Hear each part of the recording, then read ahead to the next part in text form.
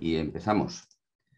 El título de la ponencia, como has dicho, es el papel de aspectos psicosociales relacionados con el dolor musculoesquelético en el trabajo.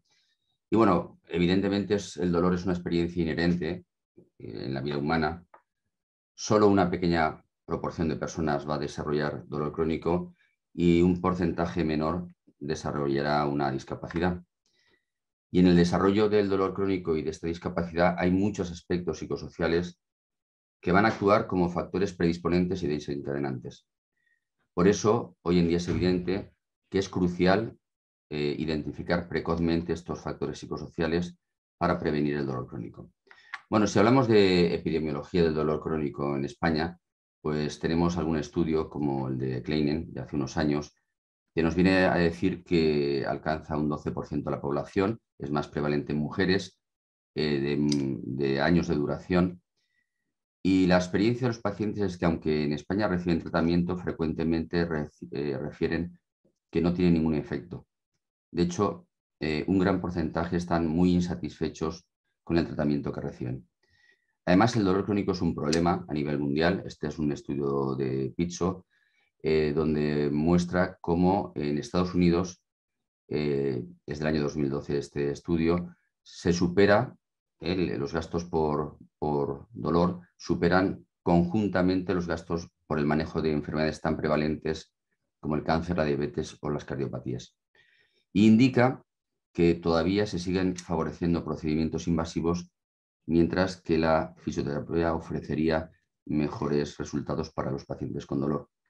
Y apunta que existe una discrepancia entre los que hoy en día sabemos sobre el dolor y lo que es su terapéutica, y que es fundamental una transformación cultural, no solo de los profesionales de la salud, sino también de la población en general, y que esta transformación cultural solo se va a conseguir con educación. Espero que esta iniciativa que habéis tenido sirva para ello.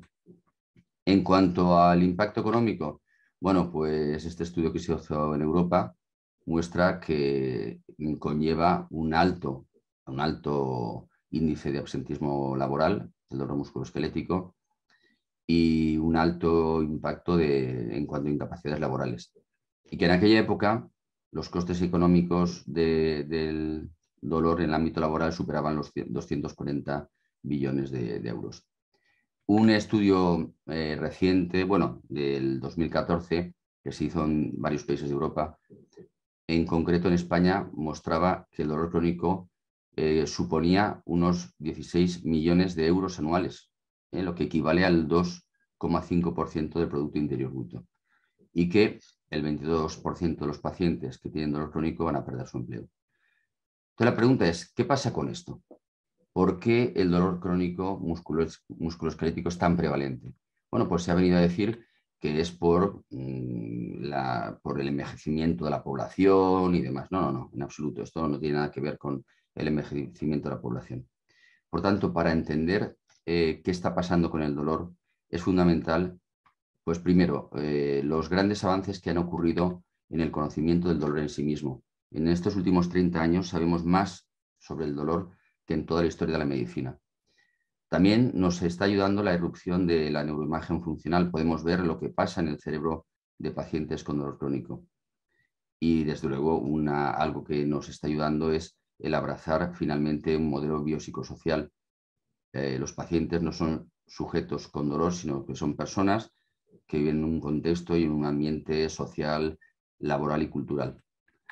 Bueno, de estos avances se concluye que el dolor es siempre una respuesta cerebral, que no existe una correlación directa entre daño en los tejidos y dolor. Y eso implica que existe el dolor sin daño. Existe absolutamente el dolor sin daño, sin ninguna fuente nociceptiva o de dolor actual. Y que además el dolor es un fenómeno multidimensional que tiene componentes sensoriales, afectivos, cognitivos, pero que tiene componentes sociales y culturales sobre los que vamos a abordar ahora. Frente a este modelo biomédico estrecho que ha estado dominando hasta hace pocas décadas, se está imponiendo el modelo biopsicosocial que preconizó George Engels. Y es que este modelo biopsicosocial lo que intenta es integrar tanto aquellos factores biológicos implicados en el dolor del paciente como aspectos psicológicos, sociales y culturales. Y además considera que todos ellos son esenciales en el desarrollo, mantenimiento y agravación del dolor. Y que de hecho la presentación clínica del paciente, sus síntomas, cómo evolucione con el tratamiento, el pronóstico, etcétera, no dependen de una patología o de una disfunción que padezca, sino muchas veces dependen de factores psicosociales. Claro, ¿cuál es el problema que ha habido con el modelo biopsicosocial? Que se ha malinterpretado.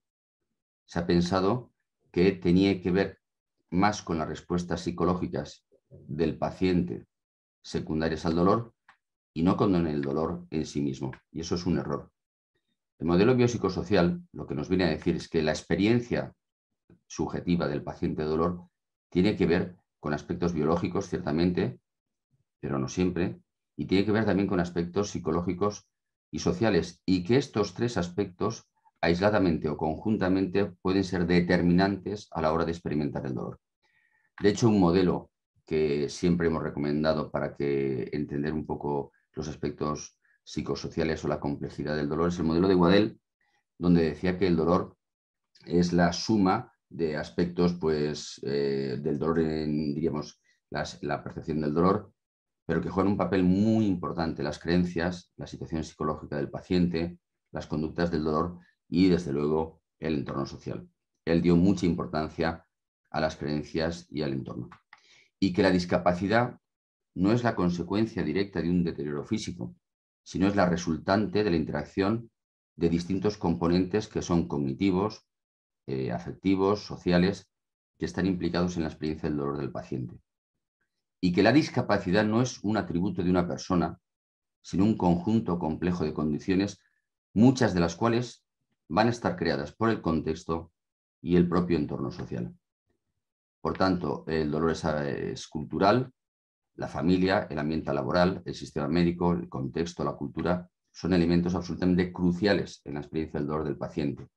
Influyen tanto en la percepción del dolor como en las creencias, en las estrategias de afrontamiento y en las conductas del dolor.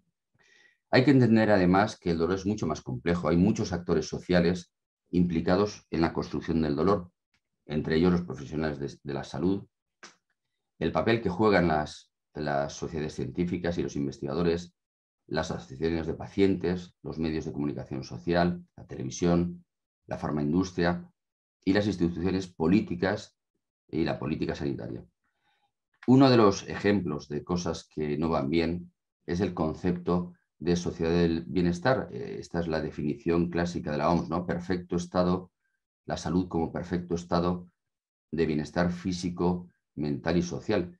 Y cuando ese es el modelo de salud, pues la verdad es que vivimos todos, podríamos considerarnos cada uno de nosotros bastante insanos, porque yo creo que no estamos siempre, o yo no estoy siempre en un estado completo de bienestar físico y menos psicológico. Por tanto, yo siempre digo que el perfecto estado de bienestar lo alcanzaremos un día, pero será aquí, en este sitio.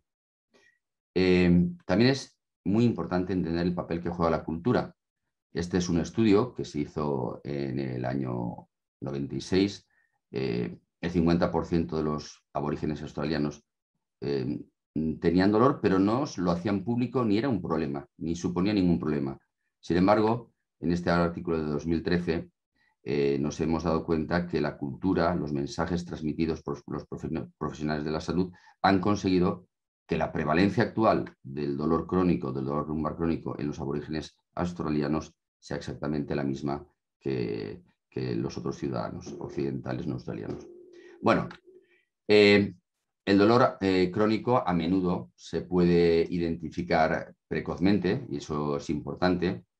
De hecho, se han diseñado diferentes herramientas para identificar el papel de estos aspectos psicosociales en el establecimiento del dolor crónico y de la discapacidad. Y se ha puesto de moda en las últimas décadas el concepto de bandera. Actualmente ya no tanto como factores que van a implicar discapacidad a largo plazo, sino como indicadores de factores de riesgo y de mala respuesta terapéutica y favorecedores de discapacidad. Todo esto viene, el concepto de bandera, con un estudio que el Ministerio de Salud neozelandés le solicitó a Kendall para que detectara qué aspectos psicosociales son determinantes de malos resultados y de discapacidad a largo plazo. Kendall lo dividió en 7 aspectos, como se ve en la diapositiva: actitudes, conductas, compensación económica, emociones, familia, trabajo. Pero actualmente el modelo ha cambiado. De hecho, las banderas amarillas se reservan exclusivamente para factores de riesgo psicológicos y personales que sean un obstáculo en la recuperación. Dentro de estas banderas amarillas entrarían las creencias, pensamientos catastrofistas, el miedo, la ansiedad y conductas de miedo y evitación.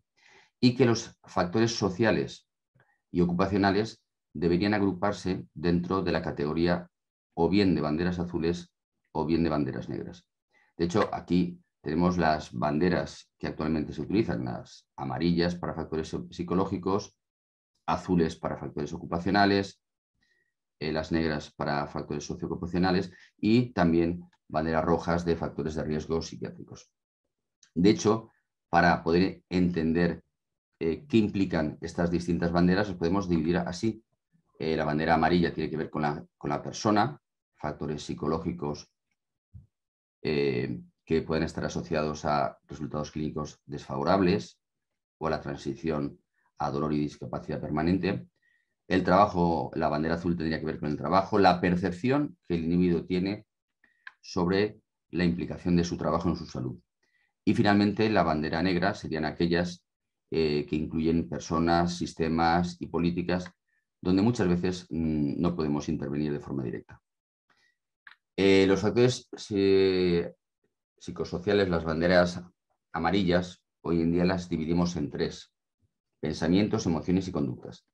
Pensamientos, pues los pensamientos catastrofistas, expectativas negativas en cuanto a la recuperación, una excesiva preocupación por el dolor o por la enfermedad, o, desde luego, algo que considero muy importante, la falta de motivación o la disposición al cambio, la disponibilidad al cambio.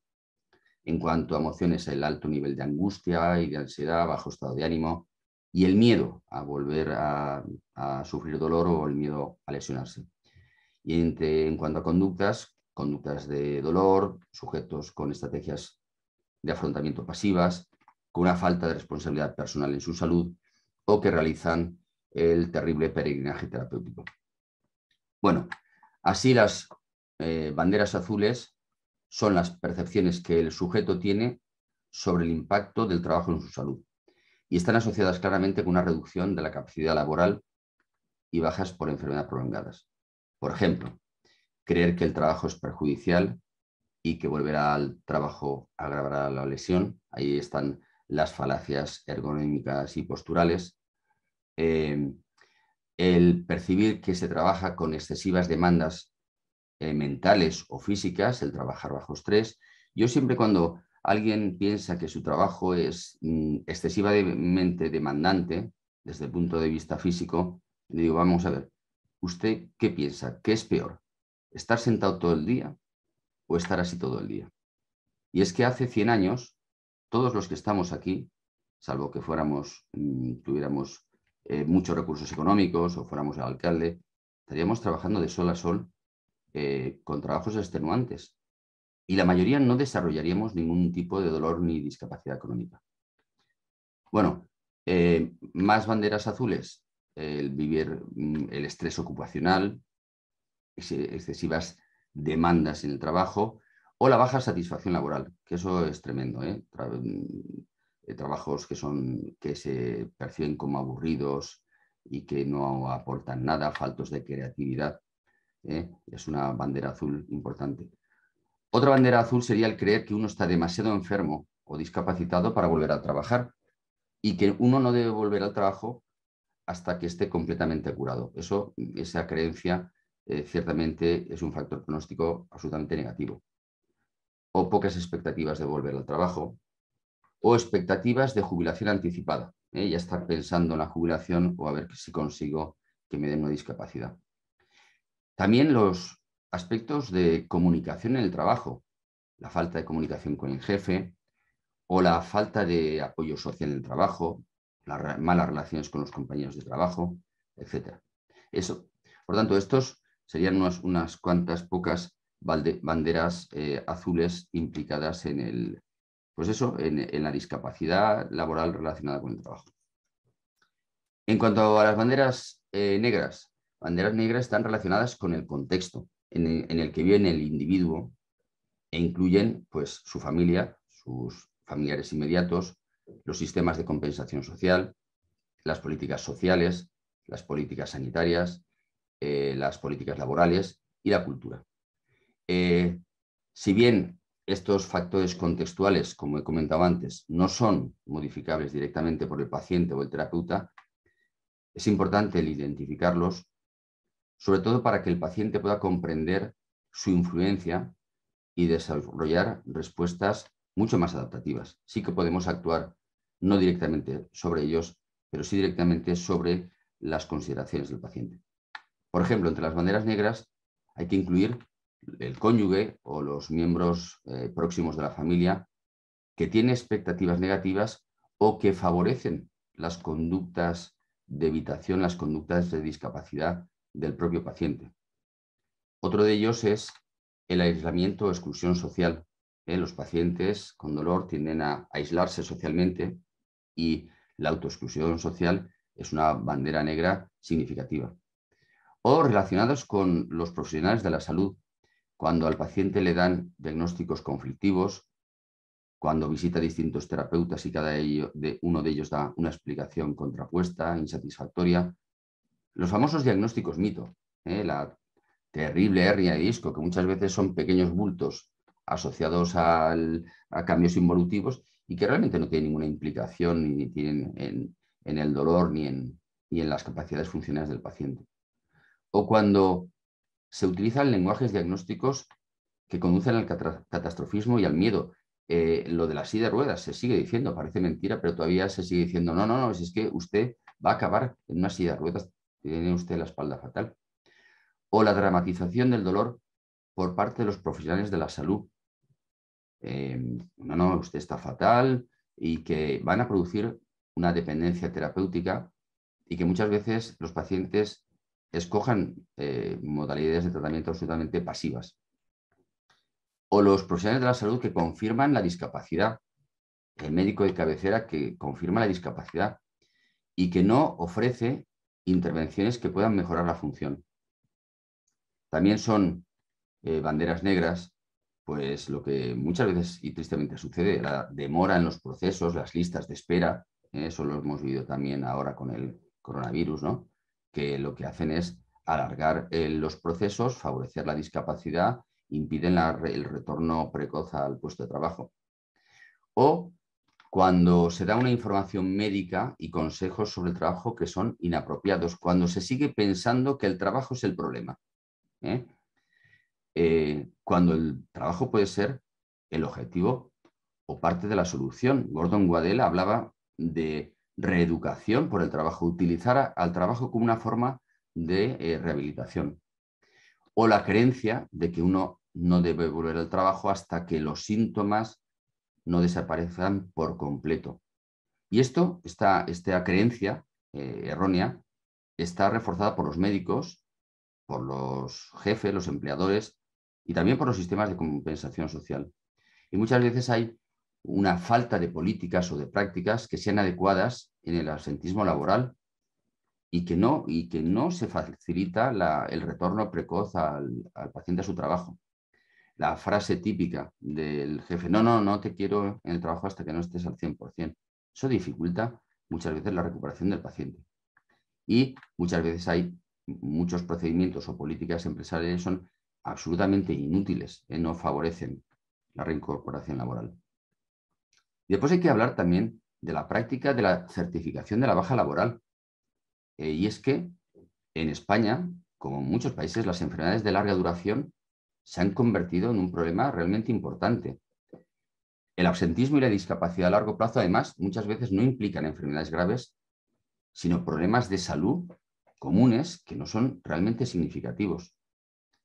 Y después, los malentendidos desacuerdos entre intérpretes, entre el trabajador, el empleador, el jefe, entre lo que dicen los profesionales de la salud, el médico de atención primaria o el médico de la empresa, lo que dice la mutua laboral. Hay una falta de acuerdo, una falta de comunicación, que al final quien lo va a pagar es el paciente y secundariamente la empresa, porque van a dificultar la reincorporación del sujeto a su puesto de trabajo y su mejora en cuanto al dolor y su funcionalidad. Yo recuerdo, de acuerdo, este informe que me trajo un paciente de su servicio de riesgos laborales, que trabajaba en una biblioteca de una universidad, y fijaros, el informe era tremendo, el 23% de las posturas adoptadas tiene un nivel 3 y 4 de riesgo de lesión musculoesquelética. Eso es una barbaridad. Esos trabajadores, tras ese informe, cada vez que se tuvieran que agachar y adoptar una de esas posturas, estarían ya convencidos de que se iban a fastidiar la espalda. Eso es una barbaridad. O los sistemas de compensación social, cuando hay una falta de incentivo financiero para volver a trabajar. Entonces, esas políticas sociolaborales muchas veces son unas barreras que impiden no solamente que el paciente se reincorpore al trabajo, sino que favorecen su dolor y discapacidad. Y después, los medios de comunicación social. Los medios de comunicación social son muchas veces fabricantes de noticias falsas, de mitos, que convencen a la gente de su enfermedad. Yo siempre lo comento, que muchas veces las campañas de concienciación sobre enfermedades, lo único que consiguen es crear más enfermos. Las campañas El Día de la Fibromialgia, que se hacen en muchas televisiones en España, crean más pacientes con fibromialgia. Es decir, hay que saber que muchas veces la mala información transmitida por los medios de comunicación social, en vez de favorecer la salud de la población, la deteriora. Bueno, ¿y cuál es la solución? Y voy a acabar. Y no sé si me he alargado mucho o poco, pero voy a acabar. La única solución es el cambio cultural. La única solución es la educación. Es necesario actualizar los conocimientos sobre dolor, sobre ergonomía, de los profesionales de la salud. Yo quiero recordar que hace 28 años mi primera beca que me dieron de investigación fue en Lyon, donde con un grupo de ergonomistas, médicos y fisioterapeutas estudiamos la posición sentada, tanto en niños en un colegio como en trabajadores en una oficina. Era una barbaridad. Descubrimos empezamos a identificar que no había una buena postura de estar sentado en el trabajo, que va. Y además identificamos dos posturas que consideramos que son funcionales, la posición de trabajo y la posición de escucha. Y además empezamos a darnos cuenta que cuando veíamos un sujeto que se sentaba, entre comillas, correctamente bien, se sentaba recto en las sillas, seguramente es que tenía algún problema de espalda, tenía dolor. Entonces, hay que actualizar los conocimientos de los profesionales de la salud, de los servicios de riesgos laborales, evidentemente, pero también hay que mejorar los conocimientos de la población en general. Hay que intentar parar esta locura que es el dolor crónico. Y finalmente, que esa epidemia en el dolor crónico y discapacidad difícilmente se reducirá a menos que se produzca un cambio radical en esos diferentes actores sociales que intervienen. Profesionales de la salud, población, empleadores, trabajadores, políticas sanitarias realmente implicadas en mejorar la salud de la población y no en conseguir más votos y en unas buenas políticas sociales. Bueno, creo que he acabado. Aquí dejo mi dirección porque si alguien quiere interesarse por lo que hacemos. Y muchas gracias a todos por haber estado esta mañana de viernes escuchando.